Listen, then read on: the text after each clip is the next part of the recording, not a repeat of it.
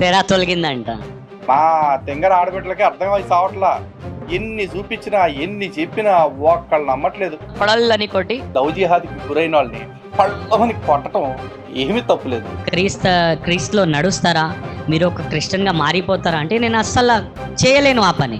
అవును, అవన్నీ పెళ్లికి ముందే చేస్తారు. పెళ్ళయ్యాక మీరు ఎందుకు చేస్తారు? పెళ్లికి ముందు చేసేదాన్ని అల్తకియా అంటారు. దాన్ని కూడా దాటుకొచ్చి మీరు చేసేదాన్ని. ఈ లవ్ క్రూసేడ్ ఎక్కడుంటుందో తెలుసా? కొన్నిసార్లు ఒక పూట కోసం కూడా నాకు డబ్బులు ఉండవు. యేసు ఎంత గొప్ప ప్రమోషన్ ఇచ్చాడు. వామ్మో, ఎట్ట గుడ్డమడిచిపోయిన జీవితాలు ఎన్నో. లవ్ జిహాదే పెద్ద శాండాలం ప్రమాదం అని మనం అనుకుంటున్నాం. దాన్ని మించింది.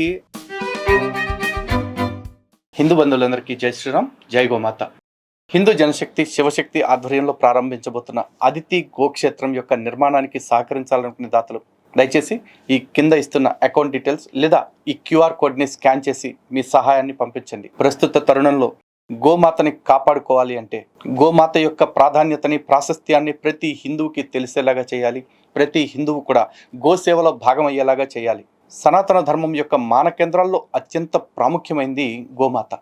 ఆ గోమాత సేవలో మీ అందరూ కూడా హిందూ జనశక్తికి సహకారంగా ఉంటారని మనస్ఫూర్తిగా కోరుకుంటున్నాము. మీ సహాయాన్ని వస్తు రూపంలో లేదా ధన రూపంలో ఇవ్వాలి అనుకున్నవారు ఈ కింద ఇస్తున్న నెంబర్కి సంప్రదించండి. జై గోమాత, జై భారత్ మాత.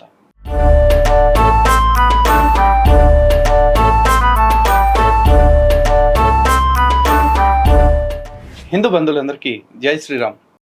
చిల్లర సాక్ష్యాల్లో ఎన్నో సాక్ష్యాలు చూశారు, కానీ ఫస్ట్ టైం ఒక సాక్ష్యం ట్విస్టుల మీద ట్విస్టులు, ట్విస్టుల మీద ట్విస్టులు, ట్విస్టుల మీద ట్విస్టులతో ఉంటుందన్నమాట.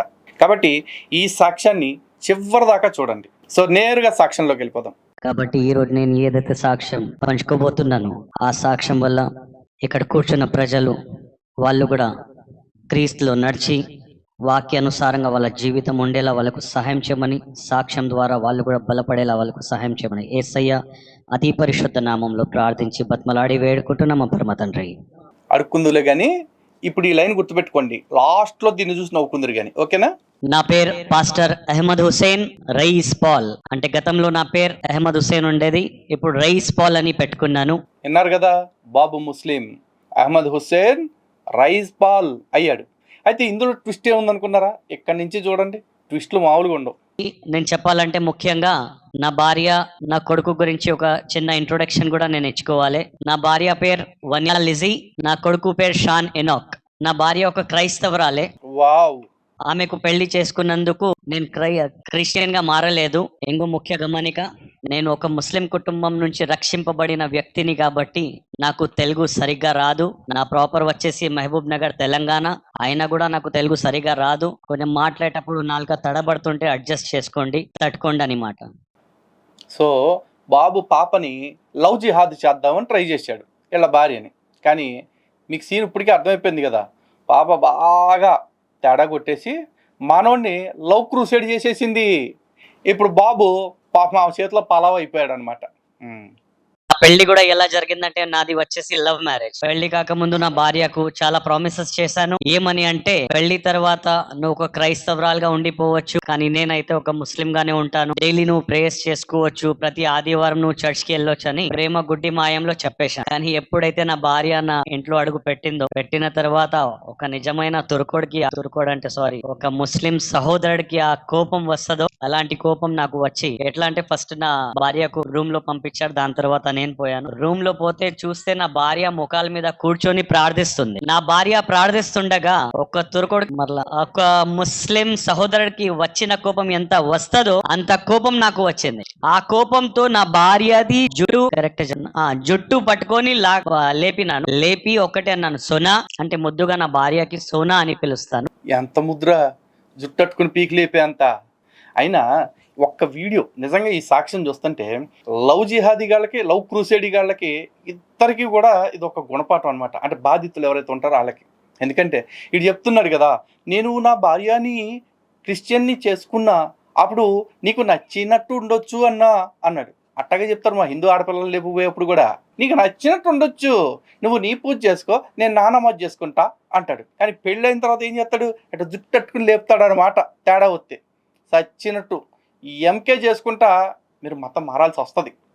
ఇప్పుడు చూడు ఏం జరిగిందో. సోనా, ఈ రోజు నువ్వు ప్రేయర్ చేసుకున్నావేమో. This was the last prayer of your life. ఒకవేళ నాతో ఉండాలని అనుకుంటే ఒక ముస్లిం లేడీ లాగా నువ్వు ఉండాలి.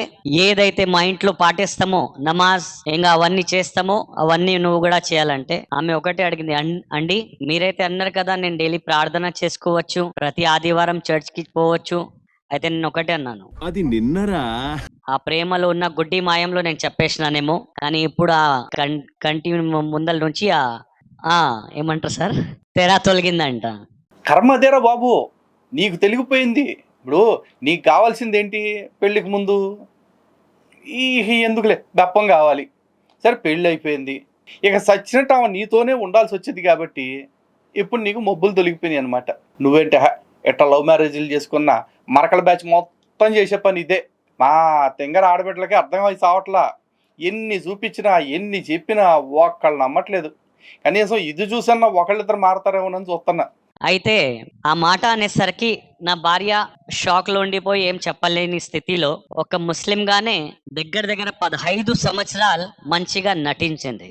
బాబుకు బాగా క్లారిటీ ఉంది. నేనే ఇంకా పాపం ఇది అనగానే పాపం అమాయకురాల జీవితం బుగ్గిపాలు అయిపోయింది, మొట్టి అయిపోయింది అని తెగ పిసికేసుకుంటున్నా. ఈయన చెప్తున్నాడు చూసారా, అమాయకురాల్లాగా నటించింది 15 సంవత్సరాలు. ఇంతకీ యాక్టింగ్ బాగా చేసిందా? ఎలాంటి నటన అంటే ఆ నటనని చూసి నాకు షాక్ అంటే నేను ఇప్పుడు తెలిసింది నటన అని.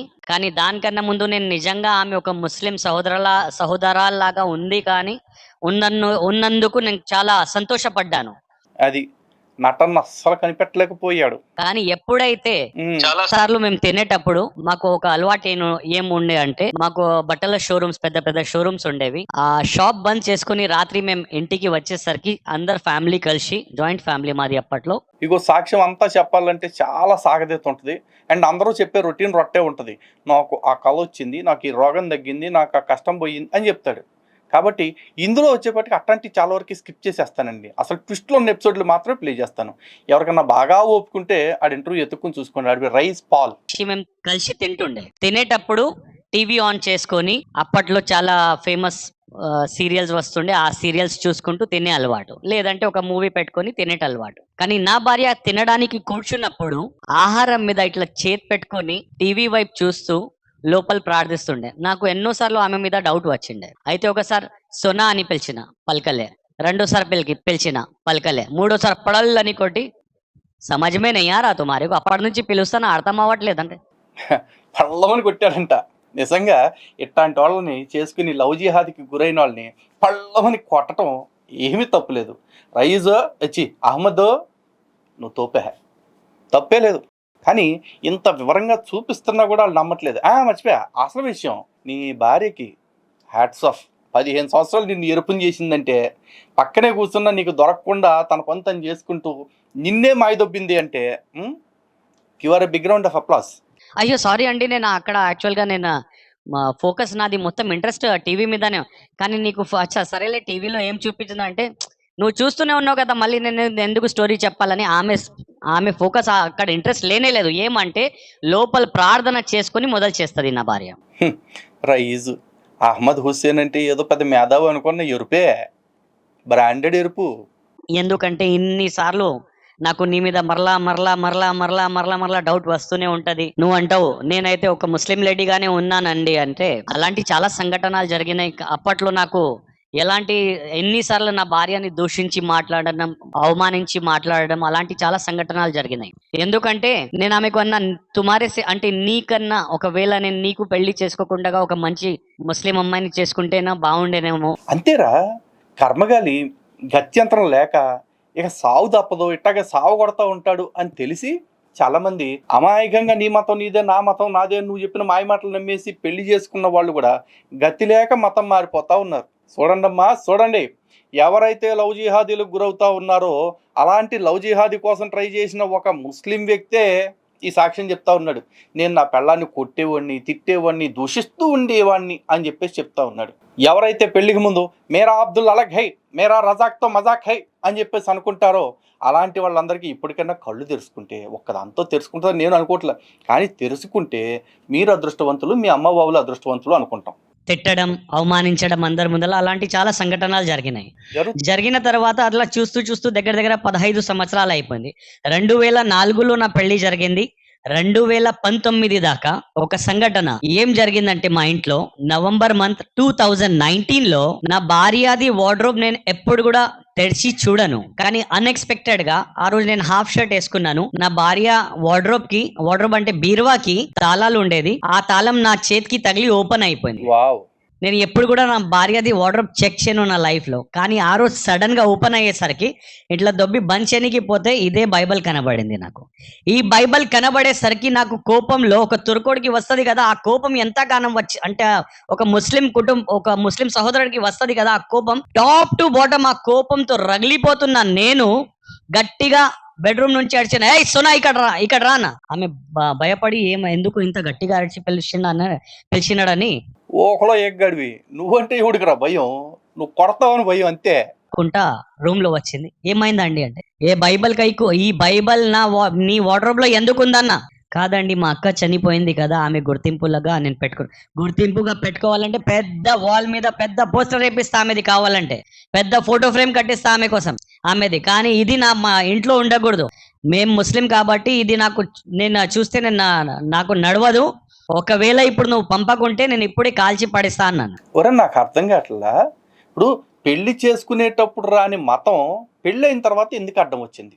ఓకే, ఇప్పుడు పెళ్ళైన అమ్మాయిని బలవంతంగా మతం మార్చాలి అని పట్టుబడుతున్న నీది మతం మతమా? బొచ్చులో గడి ఎవడైతే నాకేంటి అని మొగుడిని కూడా మాయదొబ్బి 15 ఏళ్ళు బైబిల్ చదువుకుంటా తన మతాన్నే పాటిస్తూ ఉన్న అని పెళ్ళాంది మతం మతమా? పైగా మాట్లాడితే మేము పరిశుద్ధులం, మేము అతి పరిశుద్ధులం, మేము పాపిటిజం తీసుకున్నాం అని చెప్పేసి మేము పరిశుద్ధులం అయిపోయాం, ఎక్స్క్లూజివ్లీ మాకు ఏదో బెనిఫిట్స్ ఉన్నాయని చెప్పేసి మాట్లాడతారు కదా. మరి ఈ బైబుల్ తనదే అయినా ఇది నాది కాదండి, మా అక్కదండి, మా బొక్కదండి అని చెప్పేసి అబద్ధం చెప్పింది కదా. మరి ఇప్పుడు అబద్ధం చెప్తే పర్లేదా? దేవుడు మెచ్చుకున్నాడా? రోజు కూడిపెట్టి పోషించే కట్టుకున్న మొగుడినే ఇంత మాయదొబ్బమని చెప్పేసి అలా దేవుడు చెప్పాడా? అంటే ఇప్పుడు నువ్వు నమ్ముతున్న దేవుడు చెప్పాడా? సొల్లుగల్లారా ఒక మాట మాట్లాడితే వెనకాల 10 ప్రశ్నలు వస్తాయి, కనీసం ఇంగితం లేదారా? సరే అండి అనింది.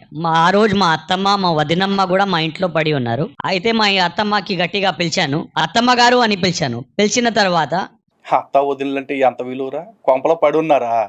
ఆ అత్తమ్మ గారు ఏం చేసిందంటే భయపడి ఇంత గట్టిగా ఎందుకు పిలుస్తున్నాడని ఆమె భయపడి వచ్చారు. చెప్పండి రైజ్ అన్నారు. అత్తమ్మ ఈ బైబిల్ తీసుకోండి, ఇక్కడ నుంచి మీరు వెళ్ళిపోండి అన్నాను. వెళ్ళిపోమనేసరికి సరే అన్నారు. దాని తర్వాత నా భార్య మీద కోపంతో నేనేం చేసిన అంటే బ్రేక్ఫాస్ట్ చేయకుండా నా కార్ తీసుకుని హైదరాబాద్ ప్రాంతం మొత్తం తిరుగుతూనే ఉన్న రాత్రి దాకా. ఈ గుర్తుపెట్టుకోండి, తన కార్ తీసుకుని ఇట్లాంటివన్నీ ట్విస్టులు లాస్ట్లో రివీల్ అవుతాయి అన్ని. పొద్దున 10:30కి బయలుదేరిన నేను రాత్రి 1:30 దాకా మొత్తం హైదరాబాద్ తిరుగుతూనే ఉన్నా. రాత్రి 1:30కి నేను అనుకున్న కొంచెం కోపం నాది సల్లారిపోయిన తర్వాత సరేలే ఇప్పుడు ఇంటికి పోదాం. ఇంటికి పోతే బెల్ కొట్టిన తర్వాత నా భార్య డోర్ ఓపెన్ చేస్తే మా అత్తమ్మ గారు మా వదినమ్మ గారు అక్కడనే పడి ఉన్నారు. ఇంకా కొంపలోనే పడి ఉన్నారేట్రా? వాళ్ళు బాగా ఫిక్స్ అయిపోయారు. అంటే వాళ్ళేమనుకున్నారంటే, ఓహో ఈ రైస్ గారు అంటే మా అల్లుడు గారు అంటే వాళ్ళ మనసులో మర్యాద ఎంత ఉండాలి అనేది కూడా నువ్వే చెప్తావా? వాళ్ళ రైస్ గాడే అనుకుని ఉండొచ్చు, ఎవరికి తెలుసు? ఈయన ఎంత కోపం ఉంది ఈయనకు మాకు తెలుసు. ఎందుకంటే ఒక సంఘటన ఏం జరిగిందంటే మా అత్తమ్మ ముందల్లే నేను మా భార్యని ఒకసారి మా భార్య మీద చేతెత్తిన అంటే కొట్టాను. కొట్టినప్పుడు ఆ కోపం మా అత్తమ్మ గారు చూశారు. ఆ రోజు చూసి నా కోపం భయపడి అని ఆలోచనతో వాళ్ళు అక్కడనే ఉండిపోయారు. మంచి మంచి కట్టుబాట్లు. కానీ కర్నూలు ప్రాంతంలో ఎస్టీబీసీ కాలేజ్ ఎదురుగానే నాకు ఒక షాప్ ఉండేది, ఫర్ ఎవర్ ఫర్ మెన్ అని. అలాంటి దగ్గర 8 షాపులు నాకు హైదరాబాద్, సికింద్రాబాద్ ఎక్కడో చోట్లే ఉన్నాయిలే. కానీ క్రిస్మస్ సీజన్ హైదరాబాద్ కన్నా కర్నూలు మన కొత్తకోట పెబ్బేర్ కన్నా ఇక్కడ కర్నూలు ప్రాంతంలో ఎక్కువ నడుస్తుందని రెగ్యులర్ గా ప్రతి డిసెంబర్ 15th నాడు నేను వచ్చి 15th నుంచి 25th డిసెంబర్ దాకా నా షాప్ లో కూర్చొని డబ్బులు మొత్తం సర్దుకొని జోబులో వేసుకుని మరలా వెళ్ళిపోతుండే. మీ బ్యాచ్ అందరికి అలవాటేగా, ఏ మతం పండగలైనా సరే పండగలను వ్యతిరేకిస్తారు, కానీ పండగల మీద వచ్చే వ్యాపారం మాత్రం బాగా దొబ్బి తింటారు కదా.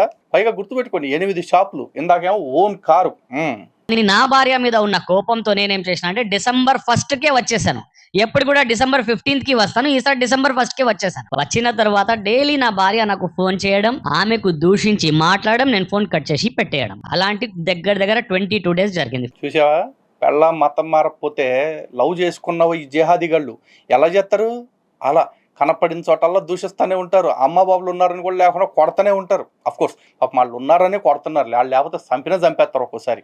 సారీ 22nd నాడు ఏం జరిగిందంటే, ఒక అబ్బాయి, ఒక కుమారుడు, అంటే ఒక హాయ్ అన్నయ్య బాగున్నావా అంటే ఒక కస్టమర్ మన షాప్ కు వస్తే పలుకుతే మనం కూడా పలుకుతాం కదా. అవునా 2 days లోనే క్రిస్మస్ ఉంది కదా, అక్క రాలేదా అంటే, కాదు బాబు రాలేదు, కొడుకుది స్కూల్ ఉంది కదా దానికోసమే రాలేదన్న. అవునా, బట్టలు కావాలా చూసుకోండి లోపల అన్న.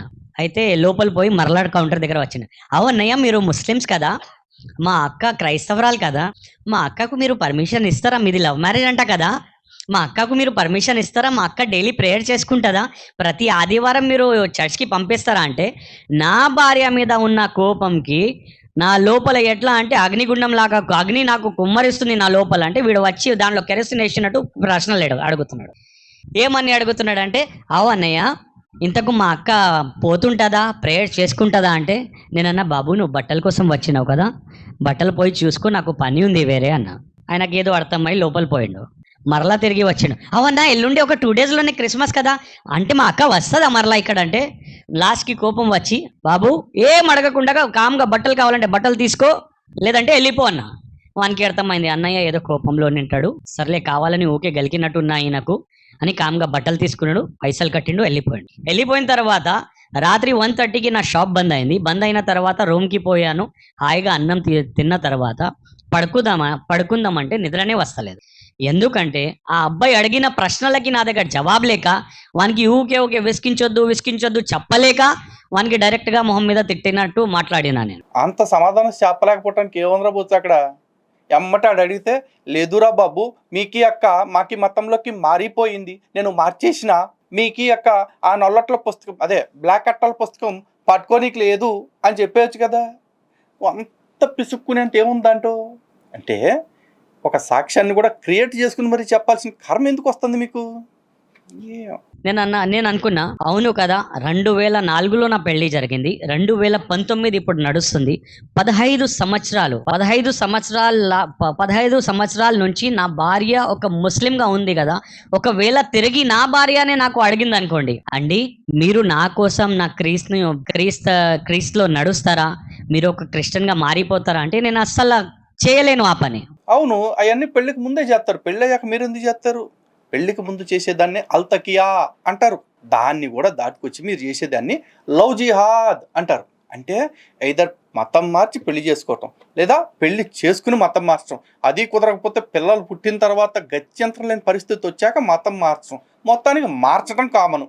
ఎందుకంటే నేను ఒక గడ్డికోడిని, ఒక మంచి తురుకోడిని, 5 times నేను నమాజ్ చేసేటోడిని, అంటే ఏ ఒక పూట కూడా నేను నమాజ్ వదిలేటోడిని కాదు. ఒకవేళ లేట్ అయినా ఏమైనా కానీ రాత్రి 1:30కి చేరినాక అయినా నేను నమాజ్ చదువుతుండే. ఒకవేళ నా భార్యనే తిరిగి అడిగింది అనుకోండి, అండి నేను ఎన్ని సంవత్సరాల నుంచి మీ మౌలా అంటే మీరు ఏదైతే అల్లాని నమ్ముతున్నారో ఆయననే పూజిస్తున్నా కదా, ఏదైతే మొహమ్మద్ ప్రవక్త మీకు ఫాలో చేయమన్నాడో అది మీరు చెప్పినట్టు నేను కూడా ఫాలో అవుతున్నా కదా, ఒక నిజమైన క్రైస్తవురాలు కాకుండా ఒక ముస్లిం సహోదరాల్లాగా నేను ఉన్నాను కదా, నా కోసం మీరు ఒక్క సంవత్సరం అయినా నా కోసం క్రైస్ట్ లో ఉండగలుగుతారంటే నేను అస్సలు ఉండలేను. నేను అనుకున్నా ఇట్లాంటి సొల్లు కబుర్లు చాలా మంది చెప్పారు. ఎన్ని సొల్లు కబుర్లు చెప్పి నువ్వే ఇప్పుడు సాక్ష్యం చెప్పట్లా? వాళ్ళు పెద్ద ముదులురా బాబు, లవ్ జిహాదీగాళ్ళదే ఉందిరా. ఒకడు పెళ్లి చేసుకుని బలవంతంగా అమ్మాయిని లేపుకుపోయి కొంపలో పెట్టుకుని ఆ ఒక్కదాన్ని మతం మారుతాడు. ఈ లవ్ క్రూసేడ్ ఎట్లుంటుందో తెలుసా? వాళ్ళు మతం మారిపోయిన వాళ్ళు ఇక్కడికి వచ్చి కొంప అంతటిని మతం మారుతారు. కాబట్టి లవ్ జిహాద్ కంటే కూడా లవ్ క్రూసేడ్ పరమ డేంజర్. అక్కడ ఒక్కళ్ళతో పోద్ది, ఇక్కడ కొంప అందరికీ అంటేస్తారు నువ్వు. ఆ సంతోషంతో పొంగిపోయి నా భార్య ఏం చేసిందంటే హాఫ్ డేనే నా కొడుకుకి స్కూల్ నుంచి తీసుకొని వచ్చి డైరెక్ట్గా బస్ ఎక్కి, కానీ ఎప్పుడైతే నా భార్య నా ఇంట్లో అడుగు పెట్టిందో అప్పటి నుంచి ఇప్పటిదాకా హింసిస్తూనే ఉన్నా. అంటే మెంటల్లీగా ఎంత హరాస్ చేసినానంటే ఆమెకు ఆ రోజు ఊహించుకున్నాను. ఆ రోజు రాత్రి మొత్తం నిద్ర పట్టలే నాకు. ఈ ఆలోచనలతోనే పొద్దున 7:30 23rd మార్నింగ్ 7:30 నేను పడుకున్నాను. మార్నింగ్ మరలా 10:30కి లేచి నా భార్యవి 2 మిస్ కాల్స్ చూశాను. ఆ మిస్ కాల్స్ చూసి నా భార్య ఫోన్ చేసింది కదా అని తిరిగి నేను ఫోన్ చేశాను. నా భార్యకి ఫోన్ చేస్తే అండి మీరు నన్ను ఫోన్ చేశారు అంటే ఈ 22 డేస్లో ఒక్కసారి కూడా నేను నా భార్యకి ఫోన్ చేయలేదు. ఆమెనే నాకు ఫోన్ చేస్తుండే, ఆమెకి దూషించి మాట్లాడి నేను ఫోన్ కట్ చేసేస్తుండే. కానీ 23rd నాడు నా భార్యకు మరలా తిరిగి నేను కాల్ చేస్తే, అండి మీరు నన్ను కాల్ చేశారా? అవును సోనా, నేనే నీకు కాల్ చేశాను. ఏం లేదు, ఒక ఇంపార్టెంట్ విషయం మాట్లాడే. చెప్పండి అండి అంటే, ఏం లేదు, ఈరోజు శాంతి స్కూల్ అయిపోయిన ఎంబడనే నువ్వు షాన్ని తీసుకొని కర్నూలుకి వచ్చేసేయి అన్నాను. అవునా అండి, సరేలే అండి వచ్చేస్తాను. లేదంటే కార్ పంపమంటే ఇక్కడ నుంచి కార్ ఎందుకు కార్ పంపిస్తారండి, మేమిద్దరు బస్ పట్టుకొని వచ్చేస్తామని. సొల్లెందుకురా, పాయింట్ చెప్పు. యూ టర్న్ తీసుకొని చర్చ్ గేట్ లోపల నా బండి పోతుంటే నా భార్య వనకడం స్టార్ట్ అయింది. వామ్మో, అంటే ఈయనకు ఇప్పటిదాకా నా మీద కోపం తగ్గలేదు గనుక ఈయన నాకు ఇప్పుడు ఇక్కడ తీసుకొని వచ్చిండా అంటే, ఇక్కడ మా బంధువులు ఉంటారని తెలిసి అందరి ముందర నన్ను అవమానించడానికి ఇక్కడ తీసుకొని వచ్చిండా అంటే, లాస్ట్ కి నేను బండి ఆపి దిగుసోనా అన్న. అంటే నీ కాలు మొక్తా అండి, ఇప్పటిదాకా నువ్వు మర్చిపోలేదా? నిజంగా అండి, నాకు అట్లాంటివి ఏం లేదు, నేను ఎప్పుడు కూడా నేను బైబిల్ చదువుతలేను, నిజంగా అది మా అక్కదే అండి. ఏం లేదు, ఫస్ట్ నువ్వు దిగు అన్నాను. కాదండి నిజంగా అర్థం చేసుకోండి, ఇక్కడ మా బంధువులు ఉంటారు అది ఇది అంటే, నేను ఒకటేనా, దిగుతావా లేదా అన్న. భయపడి దిగడానికి ఆలోచిస్తుంది. ఏసీలో కూర్చుంది ఆమె, చెమటలు స్టార్ట్ అయిపోయినాయి. ఇప్పుడు నాకు స్టార్ట్ అయినట్టు చెమటలు స్టార్ట్ అయ్యి బాగానే కంట్రోల్లో పెట్టావు, మొత్తానికి భయపెట్టావు.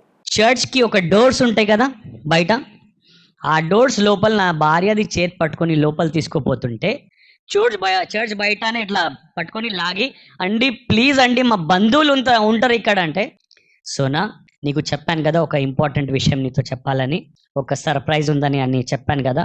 ఆమె సర్ప్రైజ్ అంటే ఆమె ఏమనుకుందంటే, ఓహో సీజన్ బాగా జరిగినట్టుంది, దానికోసమే ఒక 2-3 తులాలు నా కోసం బంగారమైనా తీసుకొని ఉంటాడు, లేదంటే కర్నూలు ప్రాంతంలో ఏదైనా ఒక చిన్న ఒక 2-3 సెంటు ఒక ప్లాట్ అయినా తీసుకొని ఉంటాడు అని ఆ ఆలోచన అనుకునింది. చూశారు కదా, ఓన్ బిజినెస్లు, ఓన్ కార్లు,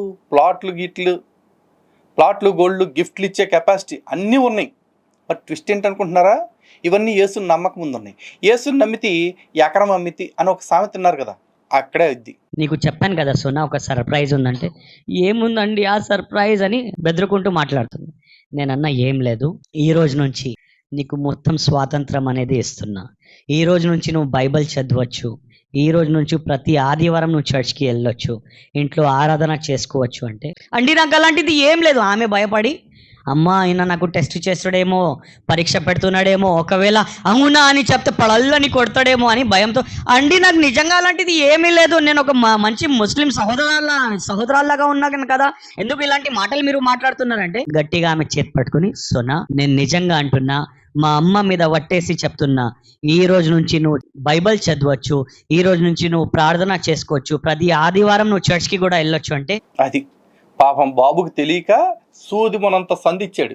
ఆ గొర్రెలకి సూది మనంత సంధిస్తే గుణపాలు దుర్చేస్తారు, తెలియదు కదా, ఇప్పుడు మెల్లగా తెలుస్తుంది. అయితే నా భార్య నా వెనక నా కొడుకుకు నిలబడి, మమ్మా కాంగ్రాచులేషన్స్ మమ్మా, డాడీ హాస్ గివెన్ అంటే డాడీ నీకు పర్మిషన్ ఇచ్చిండమ్మా అంటే, ఆమె అంటుంది ఏడ్చుకుంటూ, నాకైతే పర్మిషన్ ఇచ్చిండు బిడ్డ, కానీ నీకు ఇవ్వలే కదా. మొదలైంది కదా, ఎట్లయినా ఖచ్చితంగా దేవుడు ఖచ్చితంగా మార్పు తీసుకొని వస్తాడు, ఈయన కూడా మారిపోతాడు, నేను కూడా మారిపోతాలేమమ్మా అన్నాడు.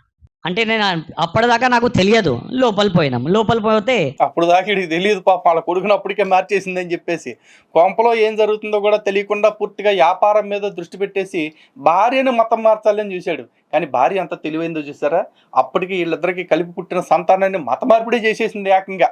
చర్చ్ లో అందరు కలిసి డెకరేషన్ చేస్తుంటారు కదా చర్చ్ కి, అయితే వాళ్ళు కూడా అక్కడనే ఉన్నారు. ఓ రైస్ బాయ్, how are you are here అన్నారు. వినయ్ బాయ్ ఐఎమ్ ఫైన్ అన్న. వినయ్ నీకు, నా భార్య వచ్చేసి లోపల పోయినా ఎంబడితే, వినయ్ నీకు ఒక విషయం తెలుసా, ఈ రోజు నుంచి నా భర్త నాకు స్వాతంత్రం అనేది ఇచ్చినాడు, ఈ రోజు నుంచి నేను బైబిల్ చదవచ్చు, ఆరాధన చేసుకోవచ్చు, ప్రతి ఆదివారం నేను చర్చ్కి పోవచ్చు, ఈ రోజు నుంచి నేను ఒక క్రైస్తవురాలుగా బతకొచ్చు అని నా భర్త నాకు పర్మిషన్ ఇచ్చిండంటే, ఆయన shock, rice by what a surprise, నిజంగానా అని ఆయన వచ్చి కోగలిస్తున్నాడు. ఇస్తాడ్రా, ఎవడు వ్యాపారం ఆడిది. మొత్తానికి అందరు టార్గెట్ ఒకటే, ఎక్కడ అవకాశం దొరికితే అక్కడ మత మార్పిడి చేయాలని చెప్పేసి. నువ్వు ఏక నెంబరీ అయితే వాళ్ళు 10 నెంబరీ. దీంట్లో అందరు డెకరేషన్ చేస్తుండగా నేనేం చేసిన అంటే, నా భార్య అంటే వాళ్ళకు జస్ట్ సెలో టేప్ తీసి వాళ్ళ చేతికి ఇస్తున్నా. అయితే నెక్స్ట్ డే నా భార్య అందరి ముందల వాళ్ళ బంధువుల దగ్గర పోతుండగా, మీకు తెలుసా నిన్న నా భర్త కూడా చర్చ్ లో పని చేసిండు, చర్చ్ లో డెకరేషన్ పని చేసిండు అని సంతోషంగా చెప్తుంది. వాళ్ళు అట్టగే చేస్తారు. నేను చర్చికి వెళ్ళిన కొత్తలో కూడా అంతే, ఎంత చేస్తే లలిత్ వా వా బా బే అనేవాళ్ళు. అది నేను అడిగిన క్వశ్చన్ గొప్పతనం కాదురా బాబు. ఆ విధంగా ఒబ్బెత్తే మనిషి తొందరగా పడిపోతాడు. ఇది వాళ్ళకి బాగా తెలిసిన టెక్నిక్లే. చెప్తున్నా. నిజంగా ఈ సంతోషం నా భార్య మొహం మీద ఎప్పుడు కూడా పోకూడదని ఆ రోజు నిర్ణయించుకున్నాను. అట్లా నిర్ణయించుకుని ఇప్పుడు వీడు బతుకంతా ఏడుపు మొఖం చేసుకున్నాడు.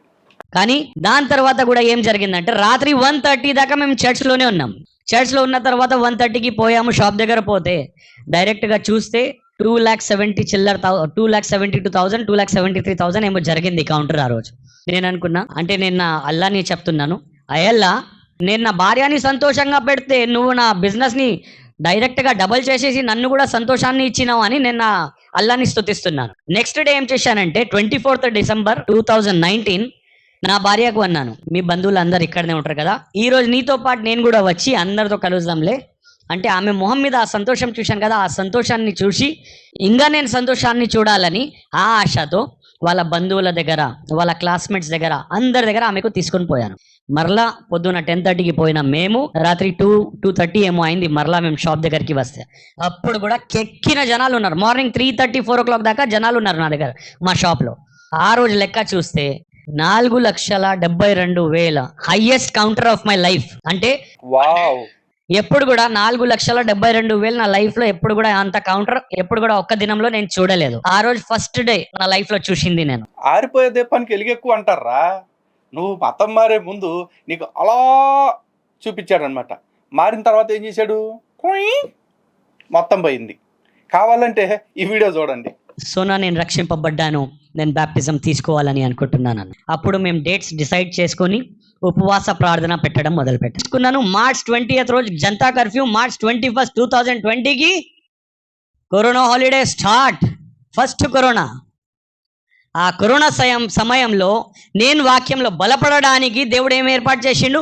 ఫస్ట్ ఈయనకు ఏర్పాటు చేసుకుంటే ఈ వాక్యంలో బలపడి ఈయన కూడా నా కోసం సువార్తని ప్రకటిస్తాడని దేవుడు ఆ రోజు అనుకున్నాడు. కాబట్టి కరోనా హాలిడేస్లో ఎప్పుడు కూడా నేను ఎంజాయ్ చేయకుండా నేను వాక్యంలో ఎంజాయ్ చేశాను. అది మొత్తానికి బాప్తిజం తీసుకున్న ఎమ్మటే కరోనా వచ్చింది, లాక్డౌన్ వచ్చిందంట. మరి దరిద్రం దేశానికి పట్టిందో లేకపోతే ఈయనకు పట్టిందో తెలియదు కదా. నాకెందుకో తినకే అని చెప్పేసి అనిపిస్తా ఉంది. కావాలంటే ఈ డైలాగ్ వినండి, పాస్టర్ గారు చెప్తున్న మాటలు వినాలి ఇప్పుడు. దాంట్లో ఒక పాస్టర్ సంపత్ గారు ఫ్రమ్ మలక్పేట్, ఆయన సంఘంకి పోయినప్పుడు ఏం సంఘటన నా జీవితంలో జరిగిందంటే, ఆ సంఘంలో నేను సాక్ష్యం పంచుకున్న తర్వాత పాస్టర్ గారు నా కోసం ప్రార్థన చేశారు. ప్రార్థనలో దేవుడు ఆయనకు బయలుపరిచిన కొన్ని మాటలు ఆయన నాకు పంచుకున్నారు. ఏమని చెప్పారంటే, సార్ పోతున్నాను, అది నా తరపు నుంచి కాదు, దేవుడు నాకు బయలుపరిచినాడు. ఆయన చాలా మంచి మినిస్ట్రీ, అనేది ప్రొఫెసీ చేసే మినిస్ట్రీ. అయితే ఆయన అన్నారు, నేను ఏదైతే మీకు ఇప్పుడు చెప్పబోతున్నానో మీకు చాలా కఠినంగా ఉండొచ్చు, మీ సాక్ష్యం విన్న తర్వాత నాకు చాలా సంతోషం అనిపించింది. అప్పుడే మీకోసం ప్రార్థిస్తే దేవుడు మాట్లాడిన కొన్ని మాటలు, నాకు బయలుపరిచిన మాటలు ఇప్పుడు మీకు చెప్పబోతున్నాను. మీరు దాని మీద ఆ మాట విన్న తర్వాత నా మీద కోపపడకండి అంటే, నేను అన్నాను, పాస్టర్ గారు నేనెందుకు కోపపడతానన్నాను. ఆయన ఏమన్నారంటే, సార్ మీకు 8 షోరూమ్స్ ఉన్నాయి కదా సార్? అవును ఉన్నాయి సార్. 3 పెద్ద పెద్ద కార్లు ఉన్నాయి కదా సార్? అవును ఉన్నాయి అన్న. సార్ చాలా భూములు ఉన్నాయి కదా సార్ మీకు? అవును ఉన్నాయి అన్న. కొన్ని లక్షలు ఉన్నాయి కదా సార్ బ్యాంకులో మీకు? అవును ఉన్నాయి అన్న. మొత్తం ఇవన్నీ మీరు పోగొట్టుకుంటారు అన్నారు. ఆయన చెప్పిన తర్వాత నేను అనుకున్నా, ఈ పాస్టర్కి బుద్ధి అనేది లేదు, నాకు జస్ట్ మెల్ట్ చేయడానికి నా దగ్గర నుంచి ఏదైనా పైసలు నాకు రావాలని అనుకుంటున్నాడేమో. దాని తర్వాత ఇంకో మాట ఆయన ఏమన్నారంటే, బ్రదర్ ఇప్పుడు ఏదైతే మేము చెప్పబోతున్నానో అది ఇంకా కఠినంగా ఉందన్నారు. చెప్పండి సార్ అన్నాను. చెప్పాలా వద్దా అర్థమైతలేదు సార్ అంటే, నేను అనుకున్నా ఈ నాటకాలు చేస్తున్నాడు వీడు లోపల నుంచి అనుకున్నా. అంటే సారీ, నేను చాలా, అంటే అప్పుడు అనుకున్న మాటలు చెప్తున్నాను, వీడు చాలా నాటకాలు చేస్తున్నాడు, ఏదో ఇలాంటి మాయా మాటలు మాట్లాడి నా దగ్గర పైసల గురించి అడుగుతాడేమో అనుకున్నాను. ఒకవేళ అడిగిన ఒక 10,000 ఆయన మొహం మీద పడేద్దామని ఆ ఆలోచనతోనే ఉన్నాను. అయితే ఆయన చెప్పిన మాట ఏంటంటే, నెక్స్ట్ మాట, మీ దగ్గర ఉన్న ఆస్తి, మీ దగ్గర ఉన్న అంతస్తు, మీ దగ్గర ఉన్న షోరూమ్స్, మీ దగ్గర ఉన్న బ్యాంక్ బ్యాలెన్స్, మీ దగ్గర ఉన్న భూములు అన్నీ మీ చేతి నుంచి వెళ్ళిపోతాయి సార్ అన్నారు. అది ఇప్పుడే అన్నారు కదా సార్. ఇంకో మాట ఇప్పుడు ప్రకటిస్తున్నా వినండి సార్ అన్నారు. సార్ మీ కమ్యూనిటీ వాళ్ళు మీకు ఎదురుగా అయిపోతారు, మీకు అంటే ఆపోజిట్ అయిపోతారు, మీకు అగేన్స్ట్గా అయిపోతారు, మీకు విరోధంగా అయిపోతారు. మీ కమ్యూనిటీ వాళ్ళే మీకు చంపాలని అనుకుంటారు, మీ కుటుంబ సభ్యులు మీకు వ్యతిరేకంగా అయిపోతారంటే, సార్ ఇది కొత్త విషయం కాదు సార్. ఎవరైనా తుర్కోడు ఇప్పుడు క్రైస్తవుడిగా మారిపోతే ఖచ్చితంగా తుర్కులు ఊకే ఉంటారు సార్, వాళ్ళు అలా ఖచ్చితంగా అగేన్స్ట్ అవుతాడు సార్. ఎర్ర మడ్డిశెట్టి ఎర్రప్ప, నేను వాళ్ళు ఐక్యం అంటావు కదరా. ఇప్పుడు చెప్పు, ఆల్రెడీ ఆ పక్క నుంచి ఈ దగ్గరికి వచ్చినాయని చెప్తా ఉన్నాడు, వాళ్ళు చంపేస్తారా అని చెప్పేసి. ఈ ఎర్రప్పగాడేమో క్రిస్టియన్ ముస్లిం దళిత్ ఫోర్స్ అంటాడు. ఎట్ట అవుతుందిరా క్రిస్టియన్స్ ముస్లిమ్స్ దళిత్స్ ఒకటే? సిగ్గులేనోడా ఇట్లాంటి సాక్ష్యాలు ఇన్న మారిసావనరా. అటు లవ్ జిహాద్కి గురయ్యే ఆడపిల్లల్ని బాగు చేయాలని కష్టపడి, నీలాంటి సొంటల్ని బాగు చేయాలని కష్టపడి, నా బతుకంతా మీలాంటి పనికిమాలిన వాళ్ళకి సేవ చేయటం అయిపోతుంది. ఇక మా ధర్మానికి మా వాళ్ళకి నేను ఎప్పుడు చేసుకోవాలరా? సార్ అవుతారు కదా సార్, కరెక్టే సార్. ఇంకో మాట చెప్పబోతున్నా సార్ అన్నారు. ఇప్పుడు ఇంకా ఏం మిగిలింది సార్ అన్నా నేను. మొత్తం పోయాక ఆయన ఏం మాట అన్నాడంటే, సార్ మీరు మీ భార్య ఇంకా మీ కొడుకు గురించి గర్వంగా చెప్తున్నారు కదా సార్, లాస్ట్ కి మీ భార్య మీ కొడుకు కూడా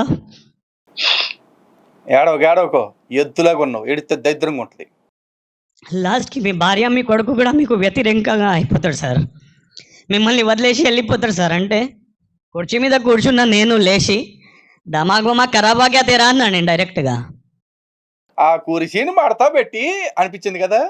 ఒక కొత్త రక్షింపబడిన వ్యక్తి మీరు ఇలాంటి నెగటివ్ మాటలు మాట్లాడితే ఏం సార్ మీకు బుద్ధి అయినా ఉందా, జ్ఞానమైనా ఉంది? నిజంగా పాస్టర్ అను ఏమైనా నువ్వు నా దగ్గర ఏదైనా డబ్బు కావాలంటే చెప్పు, డైరెక్ట్ ₹1,00,000 మొహం మీద కొడతారా బై, నువ్వు ఇలాంటి మాటలు మాట్లాడద్దు అన్నాను సార్. నాకు అంత డబ్బు పొగరెక్కి కొట్టుకుంటున్నావు కాబట్టి బహుశా మీ దేవుడు ఆ డబ్బు అంతా లాగేసి ఉంటాడు రా ఫస్ట్.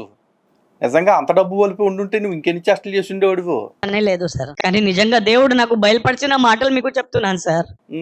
మీ దగ్గర ఉన్న ఆస్తి వెళ్ళిపోతుంది, అంతస్తు వెళ్ళిపోతుంది, కార్లు వెళ్ళిపోతాయి, షోరూమ్స్ వెళ్ళిపోతాయి, బ్యాంక్ బ్యాలెన్స్ జీరో అయిపోయి మీ కుటుంబ సభ్యులు మీకు వ్యతిరేకంగా అయిపోతారు, మీ కమ్యూనిటీ వాళ్ళు నిన్ను చంపాలని అనుకుంటారు. అలాంటి పరిస్థితులు ఎదురు అవుతుండగా మీ భార్య మీ కొడుకు కూడా మిమ్మల్ని వదిలేసి వెళ్ళిపోతాడు సార్. అంటే ఏముంది ఇందులో? నీ దైద్యం తప్ప నాకేం కనపడతలేదు. నిజమే కదా. మాటలకి కోపంతో అక్కడి నుంచి లేచి వెళ్ళిపోయినా, కానీ ఏదైతే ఆయన చెప్పారో, ఆయన చెప్పిన 6 months తర్వాత ఒకటి తర్వాత ఒకటి తర్వాత అన్ని జరిగినాయి. లాస్ట్ కి ఏం బాగుపడ్డావురా మతంలోకి పోయి నువ్వు? ఇప్పటికన్నా తిరిగి వచ్చారా అని చూద్దామంటే నిన్న మొన్న ఇన్స్టాలో పెట్టాడు ఈ వీడియో, ఒకసారి చూడండి. ఎవరు లేక ఒంటరినై అందరికీ దూరమై అనాథగా నిలిచాను, రావాలేసయ్యా నువ్వు రావాలేసయ్యా.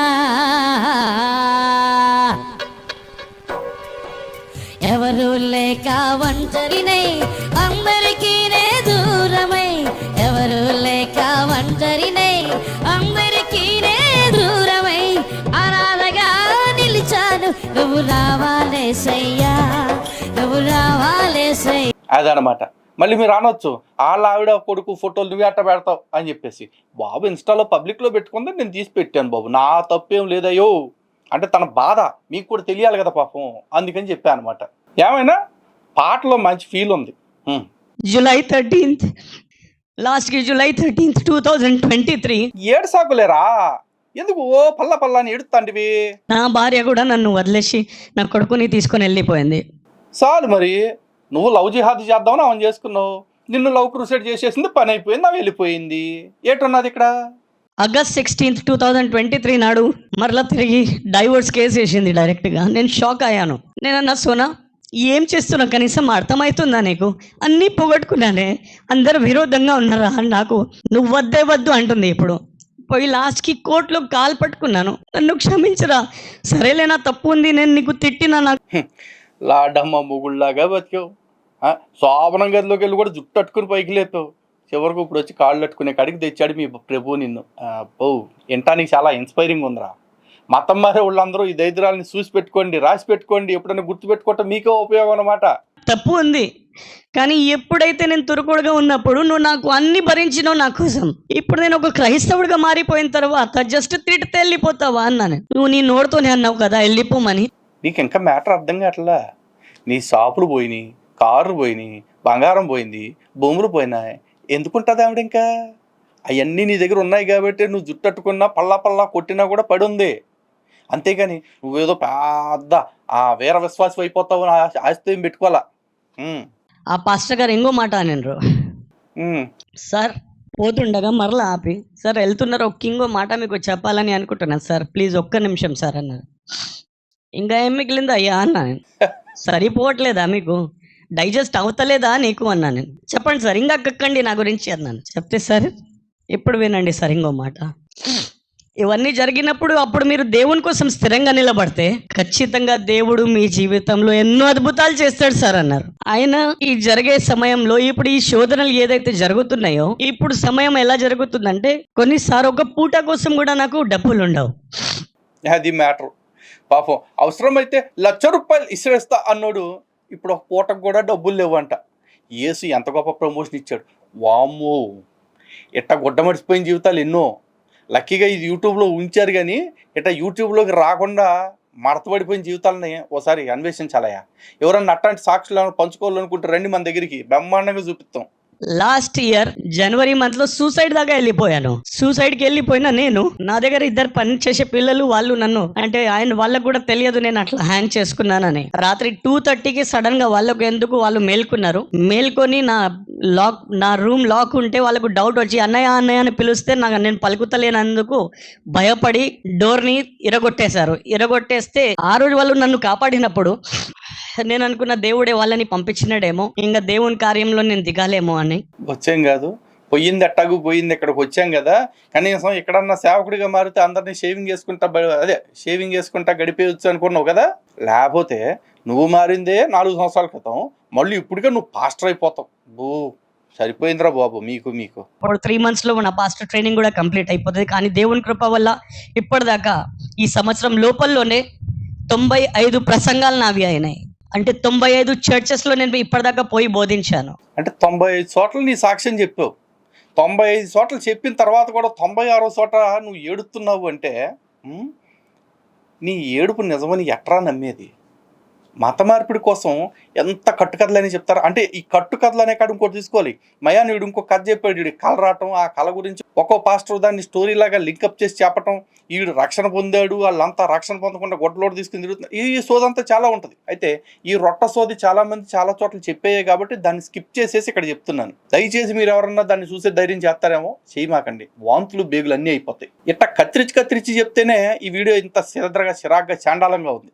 దాన్ని మొత్తం కలిపి చెప్పానంటే గుడేళ్ళు వెళ్ళిపోతాయి అనమాట. శుభ్రంగా రాజాలాగా బతుకుతున్నాడు, చివరికి అడుక్కు తినేవాడు స్టేజ్కి వచ్చాడు. ఎంత అడుక్కు తినేవాడు స్టేజ్కి వచ్చాడంటే ఇంకొక ఉదాహరణ ఆడినోటితోటి వినేసి అప్పుడు ఆపేద్దాం. 3-4 months బిఫోరే ఒక కళ వచ్చింది నాకు. ఆ కళ ఏం వచ్చిందంటే హైదరాబాద్ ఓల్డ్ సిటీ తుర్కోళ్ళ మధ్య, అంటే ముస్లిమ్స్ మధ్యలో నేను పోయి సువార్తని ప్రకటిస్తున్నానని ఒక కళ వచ్చింది. డ్రీమ్ భలే కలరా. ఆ డ్రీమ్ వచ్చినప్పుడు ఫస్ట్ టైం లైట్గా తీసుకున్నాను. మరలా అదే వారంలో సేమ్ డ్రీమ్ వచ్చింది. డ్రీమ్ వచ్చినప్పుడు లైట్గా తీసుకున్నాను. మరలా 3వ అదే డ్రీమ్ వచ్చింది. 900 రూపాయలు నా చేతిలో ఉన్నాయి. అదే 900 రూపాయలు చేతిలో ఉండగా 1 నెల సువార్త ప్రకటించడానికి హైదరాబాద్ ఓల్డ్ సిటీకి వెళ్ళాను. 4 నెలల క్రితం 900తో హైదరాబాద్లో సువార్త ప్రకటించడానికి వెళ్ళావు. ఇందుకే అనేది వినేవాడు వీపీ జాన్ అయితే చెప్పేవాడు జాకీ చాన్ అంటారని. 900తోటి నువ్వు హైదరాబాద్లో, అది తురకోళ్ల మధ్యలో సువార్త చెప్దామని పోయావా?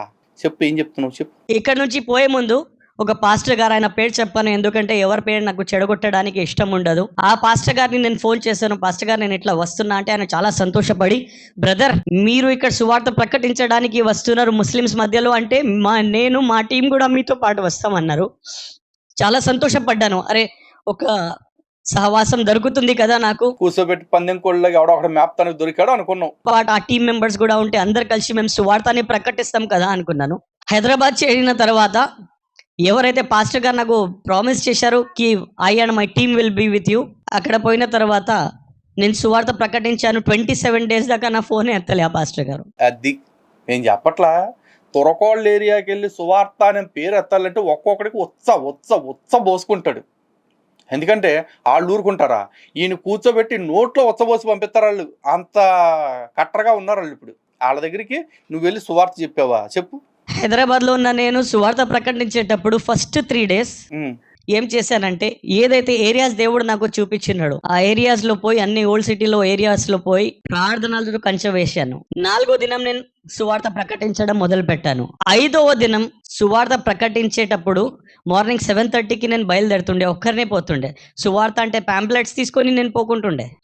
Direct 1-on-1 face to face ఏదైతే వాళ్ళకు డౌట్స్ ఉన్నాయో నేను చెప్తుండే వాళ్ళకు యేసు ప్రభు గురించి ఏదైతే వాళ్ళు ఇప్పటిదాకా తప్పు అవగాహనలో ఉన్నారో ఆయననే లోక రక్షకుడు అని సువార్తని ప్రకటిస్తుండే. నేను సువార్త ప్రకటించేటప్పుడు డైలీ మార్నింగ్ 7:30కి బయలుదేరి నేను వెళ్ళిపోతుండే, సాయంత్రం 6:30 లోపల వచ్చేస్తుండే. ఆ రోజు 5:30 అవుతుండగా నేను అనుకున్నా నెక్స్ట్ డే ఇప్పుడు నేను రూమ్ దగ్గర వెళ్ళిపోదాం.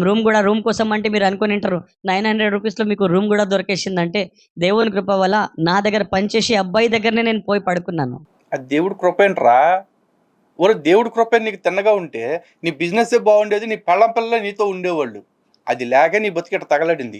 ఎంత జరిగిన తర్వాత కూడా అదే మాట్లాడుతున్నావు అంటే నిజంగా నీకు బుర్రలేదురా. అందుకే నీ పిల్లలు నిన్ను అంత ఈజీగా మతం మార్చింది. అంటే నా సెకండ్ డే ఆఫ్ సువార్తకి పోయినప్పుడు 5:30కి నేను అనుకున్న సువార్త ముగించి ఇప్పుడు వెళ్ళిపోదామంటే ఒకరికి కోపం వచ్చి కొట్టడం మొదలు పెడితే స్థలంలో నిలబడి ఎవరి గురించి మాట్లాడతావు, జ్ఞానం ఉందా రా నీకు అని కొట్టడం మొదలు పెట్టాను. నువ్వు నీ పెళ్ళాన్ని కొట్టినట్టు ఆడు కూడా నిన్ను పళ్ళ కొట్టుంటారు కదా. కొట్టడం మొదలు పెడితే ఇప్పుడైతే మనం వీడియో మనమే పెట్టుకున్నాం కదా, వాళ్ళు నా వీడియోస్ తీస్తున్నారు. వీడియోస్ తీసేసి హైదరాబాద్ మొత్తంలో వైరల్ చేసేసి ఎంతగానం కొట్టిండ్రంటే నా దేహం మీద ఉన్న నా బట్టలు చింపేదాకా వాళ్ళు కొట్టిండ్రు. గొడ్డలు ఓడ తీసి కొట్టారంట. అందుకే ఓల్డ్ సిటీకి ఎవడ సువార్తకు పోడు తెలుసా. షర్ట్ చినిగిపోయింది, ప్యాంట్ చినిగిపోయింది, మొహం నుంచి రక్తం రావడం మొదలైంది, వీపి మీద ఇంత పెద్ద గడ్డ అయిపోయిండే, కాలు చేతులు ఫ్రాక్చర్ అయిపోయిండే. సర్లే ఈడు ఏడుపులు ఇట్టాగే ఉంటాయి. చూశారు కదా, మొత్తానికి యేసుని నమ్మి ఎకరం అమ్మితి కాదు, యేసుని నమ్మి ఉన్నదంతా ఓడబెడితే ఈడు ఆస్తులు పోయినాయి, వస్తువులు పోయినాయి, పెళ్ళాం పిల్లలు పోయారు, అందరూ ఈయన్ని చీకొట్టేశారు. చివరాఖరికి ఈడు ఒంటరి బతుకు అయిపోయింది. ఇప్పుడు ఈ ఒంటరి బతుకులో నుంచి ఈడు సానుభూతిని చూపించుకుంటూ అందరి దగ్గర సంపద కోసం ట్రై చేస్తూ ఉన్నాడు. ఎందుకంటే వీడియోలో చివరిలో అది కూడా పెట్టాడు, దయచేసి అందరూ నాకు వచ్చి ప్రార్థన చేయండి, నా ఆర్థిక అవసరాలు తీర్చండి అంటూ చాలా మాటలు మాట్లాడాడు. సో ఇప్పుడు అదంతా చూపించి ఇక్కడ ఆడికి మనం ఎందుకు మార్కెటింగ్ చేయాలి? సో లవ్ జిహాద్ వర్సెస్ లవ్ క్రూసేడ్ చూశారు కదా. లవ్ జిహాదే పెద్ద శాండాలం ప్రమాదం అని మనం అనుకుంటున్నాం, దాన్ని మించింది లవ్ క్రూసేడ్ కూడా. ఇక్కడ పోతే ఒక అమ్మాయి అటు పోయి మతం మారిద్ది, కానీ ఈ లవ్ క్రూసేడ్లో ఒక అమ్మాయి అటు నుంచి ఇటు వచ్చిద్ది, కొంప మొత్తాన్ని మతం మార్చేస్తుంది. నిజానికి వీళ్ళిద్దరూ కూడా విగ్రహారాధికులు కాదంటారు, ఇద్దరు కూడా బహుదేవతారాధన చేయమంటారు, ఇద్దరు కూడా నమ్మేది ఆల్మోస్ట్ ఒకే దేవుణ్ణి అంటారు. వాళ్ళు ఎల్ అంటారు, ఎలోహిం అంటారు, అల్లాహ్ అంటారు, యెహోవా అంటారు, ఏదైనా కానీ మొత్తం ఒకటే అంటారు. కానీ వీళ్ళలో వీళ్ళే ఒకళ్ళనొకళ్ళు మత మార్పిడి చేసుకోవటం కోసం ఎంత కుట్రలు, ఎన్ని కుతంత్రాలు, ఎన్ని ప్రణాళికలు చేసుకుంటున్నారో చూడండి. భర్త ఏక నంబరీ అయితే భార్య 10 నంబరీ అయిపోయింది. వీళ్ళే కొట్టుకుని మొత్తానికి ఇద్దరు క్లాత్స్ ఫోల్డింగ్ అయిపోతారు. చివరికి నిలిచేది సనాతన ధర్మం మాత్రమే అవుతుంది. కాకపోతే కాస్త ఓపిక కావాలి. ఆ లోపు ధర్మాన్ని కాపాడటానికి మన వంతు ప్రయత్నం మనం అందరూ చేయాలి. అలా ప్రయత్నించే క్రమంలోనే ఈ చిల్లర సాక్ష్యాలని ఎక్స్పోజ్ చేయటం కూడా అర్థం చేసుకుంటారని ఆశిస్తూ, జై శ్రీరామ్, భారత్ మాతాకి జై.